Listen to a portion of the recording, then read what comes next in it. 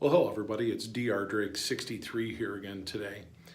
I made a video a few weeks ago about talking about need for unity in the firearms community, and as of today's date, which is the 9th of March, seen where Florida's legislated some new action that, among other things, bans bump fire stocks, raises the age of buying a rifle from 18 to 21, and on a positive note, talks about providing some additional armed security options in our schools, which, if you ask me, we should always be as willing to protect our school kids as we are our celebrities, our politicians, our U.S. government buildings and things like that. But apparently bringing that up makes you an idiot with the gun grabbers. So kind of hard to deal with that. But the reality of the matter is Trump's behind some things that people are getting really upset. And had a guy accuse me on Facebook today of being a anti-2A because I suggested that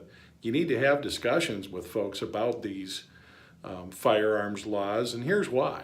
What's happened in our political landscape over the course of the last couple decades or so is, whereas you used to have people working together in Congress, now it's all about, hey, we have the power, so screw you, we're going to pass Obamacare, or we have the power, so screw you, we're going to have a tax increase. And or decrease, whatever it might be. And where we're at right now with guns is the Republicans have what I consider to be a tenuous hold on Congress and the presidency. And it's only a matter of time that the Dems are going to have control again. And what's going to happen with that?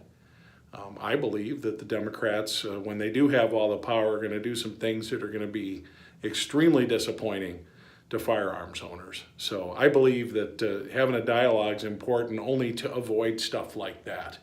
And even though people don't like the thought of any rights eroding, there aren't a lot of choices. If you want to vote single issue candidates and pick a guy that won't budge on 2A but's never going to get elected, you might feel good in principle, but you're not protecting our Second Amendment rights. So I just want to suggest to everybody to just kind of calm down a little bit. The biggest danger I see is firearms owners dividing, and guys that want to dump the NRA over bump stocks and all this kind of stuff. And all they're doing is saying, look, it's an accessory. It's not a firearm. It's a firearm accessory. It's an accessory that was approved by the ATF. Probably shouldn't have been, because it makes an unregulated weapon act like a regulated one. So having an unregulated item that can be converted to one that acts like a highly regulated item, I kind of understand why that should probably be reviewed by the ATF and keep it out of Congress's hands.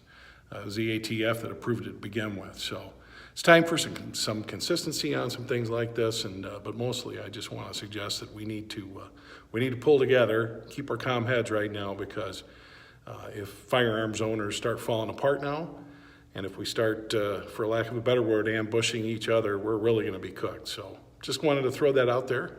This is Dr. Drake 63 saying thank you for watching, and please support the National Rifle Association.